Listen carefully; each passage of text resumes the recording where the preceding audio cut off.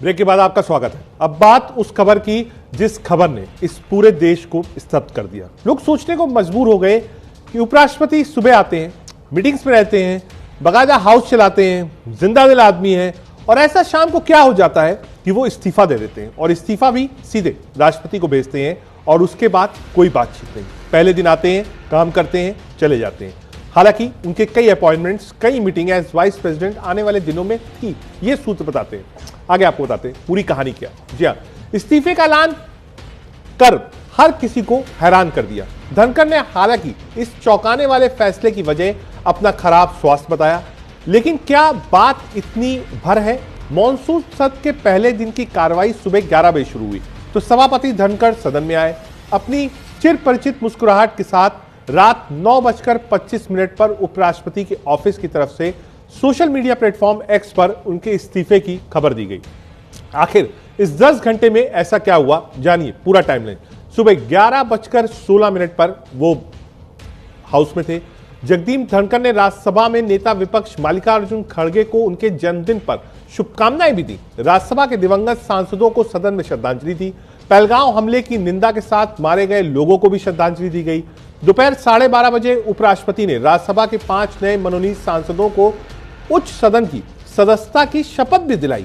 ये सांसद बीरेंद्र प्रसाद bash, canard प्रस्ताव मीनाक्षी जैन, सदानंद मास्टर और पूर्व विदेश सचिव हर्षवर्धन सिंगला है।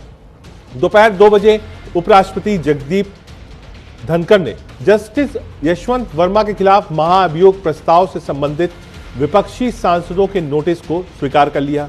हालांकि सरकार की ओर से लोकसभा में इसी तरह का नोटिस दिया गया था और विपक्ष को भी इस पर भरोसे में लिया गया। शाम 4:07 पर सभापति ने दी थी ये जानकारी। राज्यसभा के सभापति कल के लिए जगदीप धनखड़, अब पूर्व वाइस प्रेसिडेंट जगदीप धनखड़ ने करीब 4:07 बजे महाअभियोग प्रस्ताव पर 63 विपक्षी सांसदों से नोटिस मिलने की पूरी जानकारी दी। उन्होंने ऐसे प्रस्ताव पर दोनों सदनों में नोटिस दिए जाने से जुड़े नियमों का हवाला भी दिया। शाम 4:30 बजे बैठक में नहीं पहुंचे थे नायडू और रिजिजू, जो बैठक बुलाई थी। उपराष्ट्रपति जगदीप धनखड़ की सोमवार शाम 4:30 बजे कार्य सलाहकार यानी बीएसी की बैठक थी। जिस बैठक को जब आप बुलाते हैं, दोनों हाउस की बीएसी की बैठक होती है, इसको कहते हैं बिजनेस एडवाइजरी कमेटी की बैठक, जिसमें जितने floor leaders of the house होते हैं वो आते हैं और अगले 5 दिन क्या बिल्स आएंगे, किन मुद्दों पर और किस नियमावली में डिस्कशन होगा, इसकी मीटिंग होती है और वहां पर सहमति बनाई जाती है। लोकसभा में ये मीटिंग ओम बिरला लेते हैं, राज्यसभा में ये मीटिंग चेयर यानी जो भी चेयर वाइस प्रेसिडेंट हो वो लेते हैं। ये मीटिंग भी ली गई और उसके बाद तय करना था, लेकिन वहां पर ये दोनों लोग नहीं पहुंच पाए। बैठक में केंद्रीय मंत्री जेपी नड्डा और संसदीय कार्य मंत्री किरण रिजिजू नहीं पहुंचे।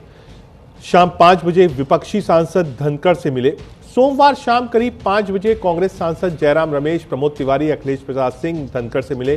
कांग्रेस के वरिष्ठ नेता और मुख्य सचेतक जयराम रमेश की शाम 7:30 बजे धनखड़ से फोन पर बातचीत हुई।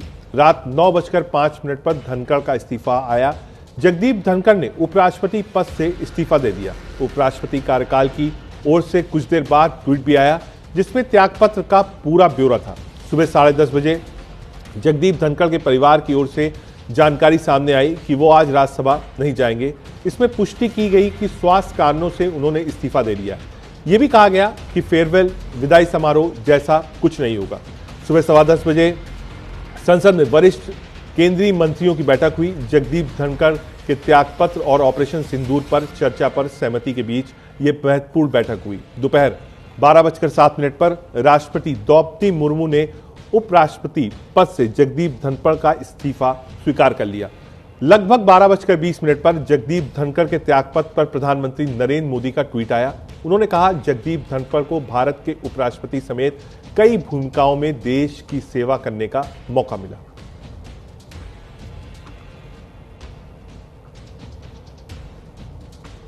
अब आपको आगे बताते हैं। उपराष्ट्रपति जगदीप धनखड़ ने स्वास्थ्य कारणों का हवाला देते हुए अपने पद से इस्तीफा तो दे दिया, जिसके बाद से सियासी जगत में अटकलों का बाजार गर्म हो गया।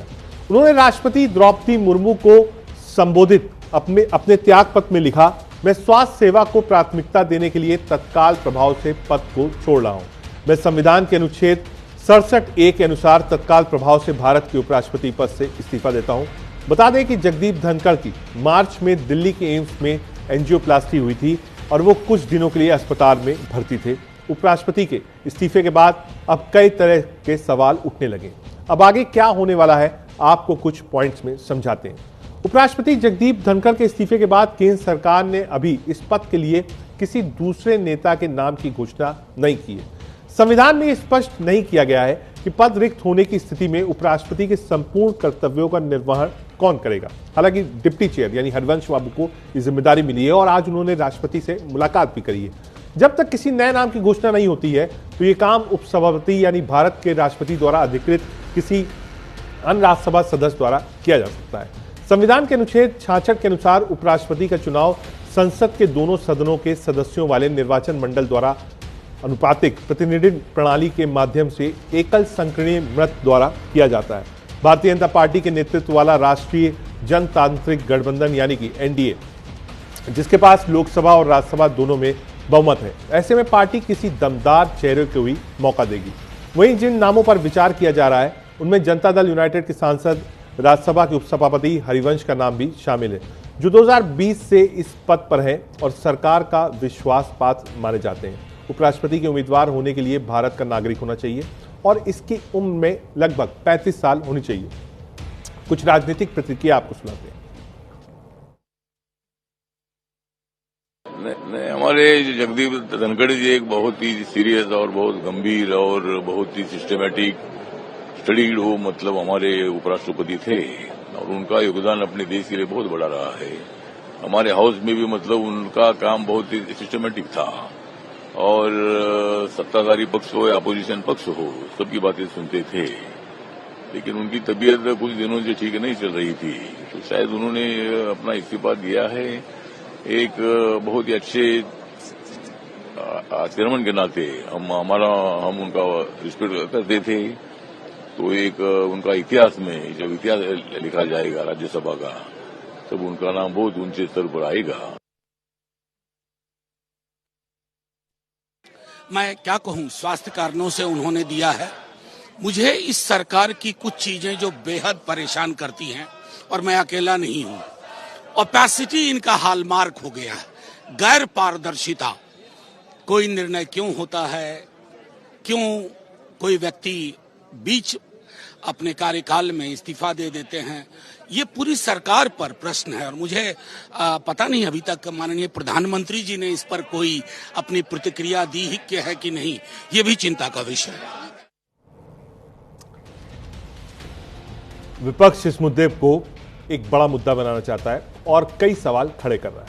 इस मुद्दे पर जयराम रमेश ने क्या पोस्ट किया, अब आप वो जरूर देखिए। आपको स्क्रीन पर दिखाते हैं जयराम रमेश का पोस्ट। जयराम रमेश के पोस्ट को हम आपको दिखाने की कोशिश कर रहे हैं।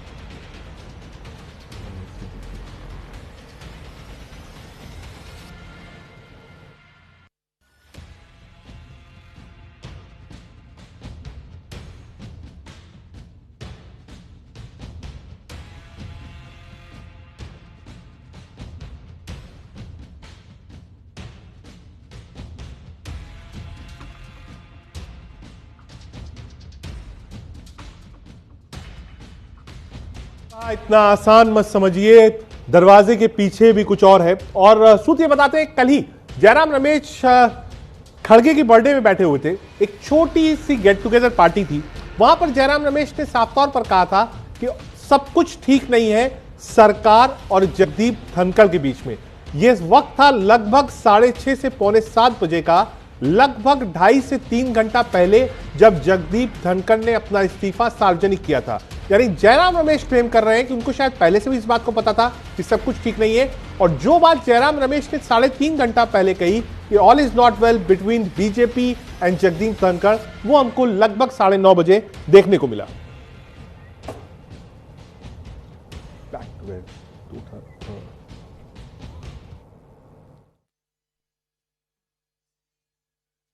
धनखड़ साहब ने अपने हेल्थ ग्राउंड्स के कारण रेसिग्नेशन दिए हैं। वो एक वरिष्ठ नेता है और गवर्नर के रूप में भी उन्होंने अच्छे काम किए थे।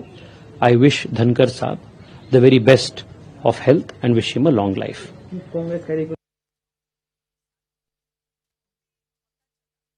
देखिए, कुछ ना कुछ तो है जिसकी पर्दादारी है, वरना ये एकदम अचानक नहीं हो सकता है कि आप पूरा दिन सदन चलाएं और एकदम कहें कि मेरा स्वास्थ्य खराब हो गया।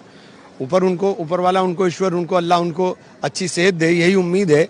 लेकिन ये वजह नहीं हो सकती, कोई ना कोई और वजह है जिसके कारण वो इतना आहत हुए कि उन्होंने इस्तीफा तक देने का मन बना लिया।